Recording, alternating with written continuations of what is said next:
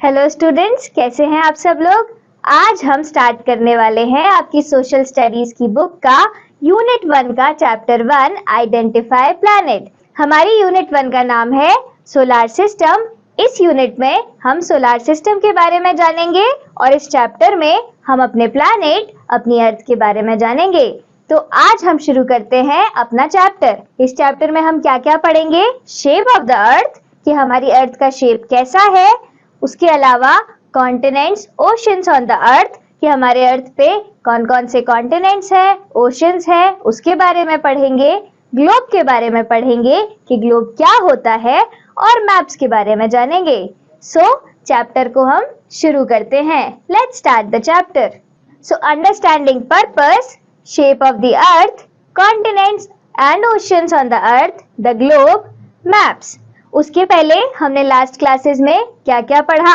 Previous learning, our earth is round in shape, there are 7 continents and 5 oceans. तो हमारे 7 continents है, 5 oceans है। और उसके अलावा हमने पढ़ा कि globes and maps help us to find places on the earth. तो ग्लोब्स और मैप्स की हेल्प से हम कोई भी जगह अपनी अर्थ पर ढूंढ सकते हैं। So let's start the chapter. उसके पहले हम एक एक्टिविटी करते हैं। In column A there are some specific names of the bodies present on the earth. Match them with column B in which the names of these bodies types are given. तो यहाँ पर अर्थ की कुछ bodies के बारे में दिया हुआ है और वो बॉडीज का टाइप दिया हुआ है। हमें उनको मैच करना है कि कौन सी बॉडी का कौन सा टाइप है।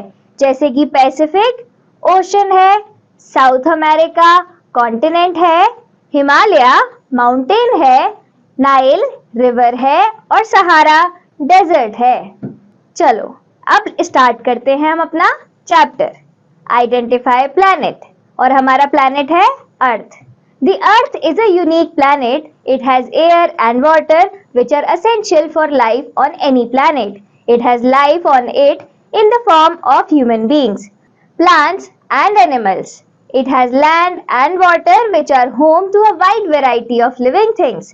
About 3/4 part of the earth is covered with water and rest 1/4 part is covered with land. Earth has land masses and water bodies that are known as continents and oceans respectively. तो हमारी जो अर्थ है वो एक unique planet है। यहाँ पर air है, वाटर है और लाइफ जीने के लिए, हमारी लाइफ के लिए सारे इंपॉर्टेंट एलिमेंट्स हैं। तो इसलिए हम जैसे ह्यूमन बींग्स अर्थ पे पाए जाते हैं, प्लांट्स और उसके अलावा एनिमल्स भी अर्थ पर पाए जाते हैं। It has land and water also. तो यहाँ पर जमीन भी है और पानी भी है और कई सारे अलग अलग प्रकार के लिविंग थिंग्स यहाँ पर रहते हैं। हमारी अर्थ पे 3/4 पार्ट जो है वो वाटर से कवर्ड है और 1/4 पार्ट जो है वो लैंड है। और अर्थ का जो लैंड मास है उसको कॉन्टिनेंट्स कहते हैं और अर्थ की सारी वाटर बॉडीज को ओशंस कहते हैं। शेप ऑफ द अर्थ, हमारी अर्थ का शेप कैसा है? Every morning we see the sun rising in the east which looks like a huge ball of fire. At night there are moon and millions of other brightly shining stars that seem hanging in the sky. Most of them look round in shape. The earth appears to be flat as we see only a very small part of the earth at a time. तो हम जब रात को आसमान में देखते हैं तो हमें मून दिखता है, ढेर सारे तारे दिखते हैं। उसके अलावा अगर हम सुबह देखते हैं तो हमें सन दिखता है। ये सभी हमें एकदम राउंड शेप में दिखते हैं। लेकिन अगर हम अपनी अर्थ को देखें तो हमें लगता है कि ये फ्लैट है, क्योंकि हम अर्थ का बहुत छोटा सा ही पार्ट एक टाइम पर देख पाते हैं। इस पिक्चर में देखो हमारी अर्थ कैसी दिखती है? गोल दिखती है। During ancient times people thought the earth to be the flat shape, but due to explorers like Ferdinand Magellan and astronomers like Copernicus this thinking has changed. A few years ago, astronauts went up in the space and took photographs of the Earth, which proved that Earth looks like a blue lighted ball. These photographs have clearly shown that Earth is round like a sphere. तो पुराने जमाने में सबको यही लगता था कि अर्थ जो है फ्लैट है, लेकिन कुछ एक्सप्लोरर्स ने, एस्ट्रोनॉमर्स ने बताया कि अर्थ फ्लैट नहीं है, राउंड है। और पिछले कई सालों में धीरे धीरे साइंस और टेक्नोलॉजी की वजह से जब एस्ट्रोनॉट स्पेस में जाने लगे और उन्होंने अर्थ की पिक्चर ली तो उन्होंने देखा कि अर्थ गोल है। Let's start continents and oceans of the earth. The large mass of land are called continents. There are 7 continents. In the decreasing order of the size, they are Asia, Africa, North America, South America, Antarctica, Europe and Australia. Asia is the largest and Australia is the smallest continent. Continents are usually divided into several countries. That in terms of area, Russia is the largest country and Vatican City is the smallest one. हमारे जो बड़े बड़े land masses हैं उनको continents कहते हैं और हमारी अर्थ पे 7 कॉन्टिनेंट्स हैं। उनको डिक्रीजिंग ऑर्डर में देखा जाए तो एशिया सबसे बड़ा कॉन्टिनेंट है, उससे छोटा अफ्रीका, उससे छोटा नॉर्थ अमेरिका, साउथ अमेरिका उससे छोटा, फिर अंटार्कटिका, फिर यूरोप एंड सबसे छोटा कॉन्टिनेंट है ऑस्ट्रेलिया। तो और इन सभी कॉन्टिनेंट्स को कंट्रीज में बांटा जाता है। तो रशिया जो है वो सबसे बड़ी कंट्री है और वेटिकन सिटी सबसे छोटी कंट्री है। The large water bodies are called oceans. There are 5 oceans in decreasing order of their size. They are the Pacific ocean, Atlantic ocean, Indian ocean, the Antarctic ocean, the Arctic ocean. The Pacific ocean is the largest ocean and the Arctic Ocean is the smallest one. Oceans are useful for international trading as most of the goods are imported and exported through the ships. तो हमारी जो large water bodies हैं अर्थ पे उनको oceans कहते हैं। हमारे यहाँ टोटल 5 ओशंस हैं जिनको डिक्रीजिंग ऑर्डर में अगर देखा जाए तो सबसे बड़ा है पैसिफिक ओशन, उससे छोटा अटलांटिक ओशन, उससे छोटा इंडियन ओशन, उससे भी छोटा अंटार्कटिक ओशन और फिर सबसे छोटा है आर्कटिक ओशन। ओशंस का बहुत इंपॉर्टेंट रोल होता है क्योंकि जितना भी सामान इंटरनेशनल ट्रेडिंग यानी कि एक कंट्री से दूसरी कंट्री में ट्रेड करना होता है वो सब ओशंस के थ्रू ही होता है, इसलिए ओशंस हमारे लिए बहुत इंपॉर्टेंट हैं। इन पिक्चर्स में हम देख सकते हैं सारे कॉन्टिनेंट्स एंड ओशंस को। सो let's start about India. India is the part of Asia continent and is the 7th largest country in terms of area. The Indian Ocean covers about 1/5 part of the water on Earth's surface. It is the only ocean which is named after a country, that is India. तो जो India है वो Asia continent का part है और area के terms में दुनिया की 7th लार्जेस्ट कंट्री है। और हमारा इंडियन ओशन जो इंडिया के पास है वो वाटर बॉडीज में 1/5 पार्ट कवर करता है अर्थ सरफेस पे और it is the only ocean जिसका नाम किसी कंट्री के नाम पर रखा गया है जो कि है India. Thinking shot, critical thinking. If you took a flight from New York, how many oceans would you cross on the way? Write down the names of these oceans, you may refer to the atlas. तो atlas क्या होता है? Atlas एक ऐसी book होती है जिसमें सारे मैप्स होते हैं। तो उस एटलस में देख के हमें पता करना है कि अगर हम न्यूयॉर्क से कोई फ्लाइट लेते हैं तो और इंडिया आते हैं तो हम कितने ओशंस को कवर करेंगे और हमें उन ओशंस के नाम भी लिखने हैं। So let's start my vocabulary. First word है explorer, a person who travels around a place in order to learn about it. तो एक्सप्लोरर कौन होता है? एक्सप्लोरर वो होता है जो किसी भी जगह पर आसपास ट्रैवल करे ताकि वो उस जगह के बारे में जान सके। सेकंड वर्ड है astronomer, a person who studies about the universe. एक ऐसा इंसान जो कि यूनिवर्स की स्टडी करे उसे एस्ट्रोनॉमर कहते हैं।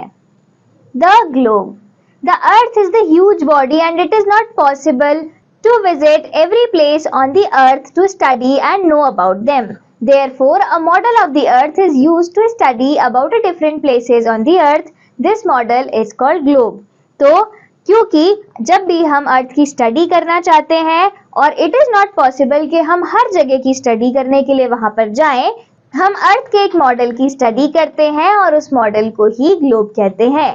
A globe shows the accurate distributions of land and water on the surface of the earth. We can also see the correct size, shape and location of the continents and oceans on it. तो globe पर हम correct distribution देख सकते हैं continents का, oceans का, उनके shapes और साइज भी देख सकते हैं और it helps us to study earth. In spite of being so useful, a globe have some limitations too. These are, अब ग्लोब हमारे बहुत काम आता है, लेकिन बहुत काम आने के बाद भी ग्लोब की कुछ लिमिटेशंस होती हैं। वो लिमिटेशंस क्या हैं? First, a large globe is difficult to carry, it can not be folded. एक ग्लोब को कैरी करना और अगर वो बड़ा हो तो और भी मुश्किल हो जाता है क्योंकि हम उसको फोल्ड नहीं कर सकते। A globe is too small to get the actual size of an area. कोई भी ग्लोब बहुत छोटा होता है अगर तुम्हें किसी एरिया का एक्चुअल साइज के बारे में अंदाजा लगाना हो। On globe, one part of the earth is viewed one time. The whole view is impossible. तो ग्लोब पर हम अर्थ का एक पार्ट ही एक टाइम पर देख पाते हैं, पूरा व्यू पॉसिबल नहीं होता। The types of landscapes of a place cannot be figured on a globe. हमारा जो लैंड है वो कैसा है उसका टाइप फिगर आउट करना पॉसिबल नहीं होता ग्लोब पर। Let's do it. Circle the correct answers. हमें इनमें से करेक्ट आंसर्स को सर्कल करना है। The large water bodies on the earth are called continents / lakes और ओशंस। तो करेक्ट आंसर है oceans. The earth is triangular, spherical, cylindrical in shape. Obviously हमें पता है अर्थ हमारी स्फेरिकल है। A globe is a diagram, model और map of the earth. तो करेक्ट आंसर है a globe is a model of the earth. Now let's talk about maps. Maps के बारे में जानते हैं। A map is a drawing on flat surface like paper. A map shows the accurate shape, size and location of various places. They can be made of countries and their smaller parts like states, their capitals and cities. The maps can be folded, rolled and carried anywhere. We want the size of the map anywhere we want. The size of a map can be varied according to the need. We can make a map of the house we live in and show all the details on it. Thus, a map can solve some of the problems faced in using globe. तो जो map होता है वो एक flat surface पर drawing होती है किसी भी जगह की। मैप्स पर हम किसी भी जगह का एक्यूरेट शेप, साइज और लोकेशन बता सकते हैं। उस पर हम अपनी कंट्रीज को बता सकते हैं, उनकी स्टेट्स को और उनकी कैपिटल्स को भी शो कर सकते हैं। मैप्स को फोल्ड किया जा सकता है, उनको रोल किया जा सकता है और कहीं पर भी ले जाया जा सकता है और हम अपनी जगह के हिसाब से अलग अलग तरह के मैप्स बना सकते हैं। इसलिए ग्लोब्स की प्रॉब्लम मैप सॉल्व कर देता है। The word map comes from the Latin word mappo, which means a napkin. A book of maps is called atlas. तो वर्ड मैप एक लैटिन वर्ड से आया है और उस लैटिन वर्ड को कहते हैं मप्पो। मप्पो मीन्स नैपकिन और मैप ऑफ और बुक ऑफ मैप्स को कहते हैं Atlas. My vocabulary. Huge. Huge मतलब बहुत बड़ा, वेरी बिग। एक्यूरेट। एक्यूरेट मतलब correct. Types of a map. A map can be of 3 types: physical map, political map and thematic map. तो map जो है वो 3 टाइप का हो सकता है: physical, political and thematic. A physical map shows the mountain ranges, hills, rivers, plains, plateaus and valleys. A political map shows the boundaries of different countries within a continent or of different states with a country. तो एक physical map जो है वो mountain ranges दिखाता है, hills दिखाता है, reverse, planes, Plato's, valleys इन सबको दिखाता है। इसका मतलब है कि एक फिजिकल मैप नेचुरल फीचर्स दिखाता है अर्थ के जो कि नेचर से बने हैं। A political map shows the boundaries of different countries within a continent or of different states within a country. तो कोई भी political map क्या दिखाता है? कॉन्टिनेंट्स दिखाता है, उनके अंदर स्टेट्स दिखाता है या फिर कंट्री या फिर सिटीज को दिखाता है। इस डायग्राम में हम देख सकते हैं फिजिकल मैप ऑफ इंडिया, ये हमारा फिजिकल मैप है, ये हमारा पॉलिटिकल मैप ऑफ इंडिया है और ये हमारा थीमेटिक मैप है। थीमेटिक मैप क्या होता है? A thematic map provides specific information such as climate, natural vegetation, industries and minerals of region. तो एक थीमेटिक मैप किसी भी एरिया के बारे में क्या बताता है? कोई स्पेसिफिक इंफॉर्मेशन देता है, जैसे कि वहाँ के क्लाइमेट के बारे में, या वहाँ के नेचुरल वेजिटेशन के बारे में, या वहाँ के मिनरल्स और इंडस्ट्रीज के बारे में। Elements of map. Maps gives us a lot of information about a country or a place. We must know how to read a map and understand it. तो मैप्स जो है हमें किसी भी जगह के बारे में, कंट्री के बारे में बहुत सारी इंफॉर्मेशन देते हैं, तो इसलिए हमें पता होना चाहिए कि मैप्स को कैसे पढ़ते हैं। Every map has some basic elements. They are as follows. Her map के कुछ बेसिक एलिमेंट्स होते हैं, जैसे कि number 1, directions. We all are familiar with permanent direction, that is east, west, north and south. On hanging the map of India on a wall, the top would represent north direction, the south direction would be at bottom, west is to the left and east is to the right. The above permanent directions are the major directions. There are 4 sub-directions in between them. These sub-directions are northwest, southwest, southeast and northeast, which lie between north and west, south and east respectively. This uniform pattern is followed in naming directions all over the world. तो हमें maps को पढ़ने के लिए direction की जरूरत पड़ती है। अगर हम कोई भी मैप वॉल पर टांगते हैं तो जो सबसे ऊपर वाली डायरेक्शन होती है वो नॉर्थ होती है, नीचे वाली साउथ, लेफ्ट वाली वेस्ट और राइट वाली east.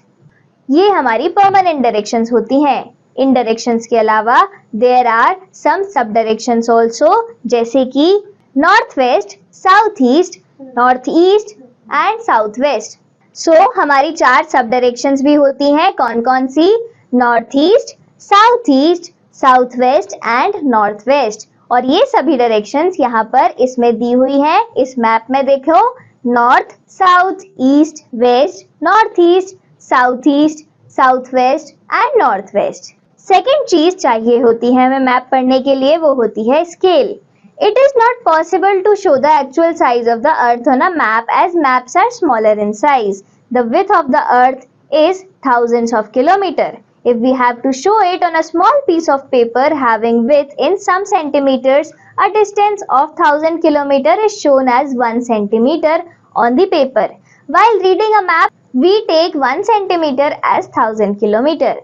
This proportion between the distance on the map and the actual distance on the earth is called a scale.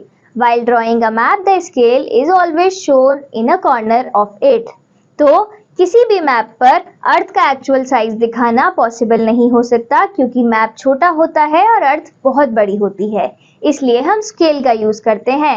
जैसे कि जब हमें बड़ा डिस्टेंस दिखाना हो तो हम 1000 किलोमीटर 1 सेंटीमीटर की स्केल पर दिखाते हैं और इसी को स्केल कहते हैं। तो हमें मैप ड्रॉ करते टाइम स्केल बनानी चाहिए उसके एकदम कॉर्नर में। Maps are always drawn according to some scale. A map without a scale is called just a sketch. तो अगर हम मैप बिना स्केल के बनाते हैं तो वो मैप नहीं, वो स्केच कहलाता है। Now let's learn some words, my vocabulary. Familiar, well known to you. Familiar का मतलब होता है जिसके बारे में आप जानते हो। यूनिफॉर्म का मतलब होता है जो हर तरह से सिमिलर हो। The same in all case मतलब जो हर तरीके से सिमिलर हो। There are 2 ways to show the scale on a map. तो 2 तरीके होते हैं स्केल को मैप पे दिखाने के। First, by statement. Taking 1 centimeter is equals to 1000 kilometer, we write 1 centimeter is to 1000 kilometer, which means that the distance of 1 centimeter on a map represents 1000 kilometer on the ground. तो हम statement से दिखा सकते हैं, जैसे कि हम लिख सकते हैं 1 सेंटीमीटर इक्वल्स टू 1000 किलोमीटर, और उसको हम लिखेंगे 1 सेंटीमीटर कॉलन लगाकर 1000 किलोमीटर। तो इससे हम बता रहे हैं कि मैप पर अगर 1 सेंटीमीटर कोई चीज दूर है तो इसका मतलब वो ग्राउंड पर 1000 किलोमीटर है। दूसरी तरीके से लीनियर स्केल दिखाकर, it consist of straight line of 10 centimetre or 15 centimeter graduated in terms of distance on the earth, that is kilometers. With the help of linear scale we can measure the actual distance between any 2 places on the map. तो यहाँ पर इस diagram में आपको एक linear scale दिख रही है। हम इस लीनियर स्केल का यूज करते हैं जो कि 10 से 15 सेंटीमीटर की होती है और उसको फिर हम किलोमीटर्स में अर्थ पर दिखाते हैं। तो इस स्केल से हम कोई भी डिस्टेंस किसी भी जगह की डिस्टेंस पता कर सकते हैं मैप पर किसी भी दो जगहों के बीच की। Signs and symbols. Many types of signs and symbols are used to show different types of information on a map. Since actual shape and size of various things cannot be drawn on a map, we use different signs and symbols for convenience. For example, the border of a country is shown by a thick line made up of dots and dashes. A city is marked by a small circle and a capital of the country is shown by a double circle. तो हम कुछ science और symbols का use करते हैं ताकि हम किसी भी मैप पे कोई अलग अलग इंफॉर्मेशन शो कर सकें। जैसे कि हम किसी भी कंट्री का बॉर्डर दिखाने के लिए थिक लाइन का यूज करते हैं जो कि डॉट्स एंड डैशेस से बनी होती है। सिटी को हम स्मॉल सर्कल से मार्क करते हैं और कैपिटल कंट्री को हम डबल सर्कल से मार्क करते हैं। इसी तरह से अलग अलग सिंबल्स होते हैं अलग अलग चीजें शो करने के लिए। कुछ सिंबल्स यहाँ पर टेबल में दिए हुए हैं, जैसे कि आप देख सकते हैं science and symbols used on a map. Thinking short, why do we use universally acceptable map symbols? What do you think would happen if different countries use different symbols to make maps? तो हम सभी लोग पूरे world में same symbols और science का use करते हैं मैप पर सेम इंफॉर्मेशन को शो करने के लिए। बट ऐसा क्यों करते हैं? क्या होता अगर हर कंट्री अपना एक अलग सिंबल बना देती अलग चीज को शो करने के लिए? दिमाग लगाइए और सोचिए, और अगर समझ ना आए तो अपने पेरेंट्स से और टीचर से जरूर पूछिएगा। Colour scheme, on a map different colours are used to show various things. Maps follow a common colour scheme. For example, on a physical map पर डिफरेंट कलर्स का यूज होता है अलग अलग चीजें दिखाने के लिए। तो मैप पर एक कॉमन कलर स्कीम होती है। हम अपने फिजिकल मैप में देख सकते हैं जो कि पेज 10 पर दिया हुआ है कि किस तरीके से डिफरेंट कलर्स का यूज हुआ है। एक और नया शब्द जानते हैं, my vocabulary. What is convenience? Convenience का मतलब होता है something that makes things easier, कुछ ऐसा जिससे चीजें आसान हो जाएं। प्लेन्स और lowlands are shown in shades of green colour. तो प्लेन्स और लोलैंड्स को मतलब जो लोलैंड्स होते हैं जो हाई नहीं होते हैं उनके लिए हम ग्रीन कलर का यूज करते हैं। Water bodies like seas, oceans, lakes and rivers are shown in blue. Light blue color is used to show shallow water and dark blue is used to show deep water. Water bodies जैसे कि seas, oceans, lakes and rivers को दिखाने के लिए हम blue color का use करते हैं। Light blue से हम shallow water यानी कि कम गहरा पानी दिखाते हैं और dark blue color से हम deep waters को दिखाते हैं। Yellow and light brown are used to show lands, hills and plateau. Yellow और लाइट ब्राउन कलर का यूज करते हैं हम हिल्स एंड प्लेटोज को दिखाने के लिए। हायर देन लोलैंड्स, जो कि लोलैंड से हाई हो। Mountains are drawn by dark brown colour, और माउंटेन्स हम डार्क ब्राउन कलर से दिखाते हैं। To read a map, a key is given in the corner which shows the height of a land और depth of a water level and colours are used to show it on a map. तो किसी भी map को पढ़ने के लिए हमारे पास side में कॉर्नर में एक की दी हुई होती है जिससे हमें पता चलता है कि किस जगह की कितनी हाइट है, किस जगह की कितनी डेप्थ है, कौन सा कलर क्या रिप्रेजेंट कर रहा है, और इसकी हेल्प से हम मैप को अच्छे से स्टडी कर पाते हैं। Colors are also used to indicate types of vegetation, amount of rainfall, density of population, etc. तो कलर्स इसलिए भी यूज किए जाते हैं ये बताने के लिए कि वेजिटेशन का टाइप क्या है, कितनी बारिश होती है उस जगह पर, या फिर वहां पर कितनी पॉपुलेशन है। It is impossible to draw on a map the actual shape and size of various things. These features are shown by different directions, scale, signs, symbols, and colors, which are called language of a map. We can say that a map convey more information in an effective manner as compared to globe. So it is important to learn the language to read a map correctly. Only then we can get a lot of information at a glance. तो map हमारी बहुत help करता है, पर map पर किसी भी जगह का एक्चुअल साइज शेप दिखाना इम्पॉसिबल है। तो इसीलिए हम अलग अलग स्केल, साइंस, सिंबल्स और कलर्स का यूज करते हैं ताकि हमें मैप से ज़्यादा इंफॉर्मेशन मिल सके, और इसको मैप की लैंग्वेज कहते हैं। मैप हमारे साथ इफेक्टिव मैनर में ग्लोब से ज़्यादा इंफॉर्मेशन शेयर कर सकता है और इसीलिए मैप हमें बहुत सारी इंफॉर्मेशन देता है। माय वोकैबुलरी, शैलो, शैलो मतलब नॉट डीप, जो कि गहरा ना हो। नाउ अब हम इस ब्रेन चार्ट को देखेंगे। इस ब्रेन चार्ट में देखो, large masses of land continents होते हैं, ओशंस होते हैं, लार्ज वाटर बॉडीज, और ये दोनों कॉन्टिनेंट्स एंड ओशंस अर्थ पे भी हैं। उसके अलावा द ग्लोब, ग्लोब क्या है? मॉडल ऑफ द अर्थ है। मैप क्या है? Drawing on a flat surface like paper. उसके अलावा शेप ऑफ द अर्थ क्या है? अर्थ is round like a sphere. Thank you students. Let's meet again in the next chapter.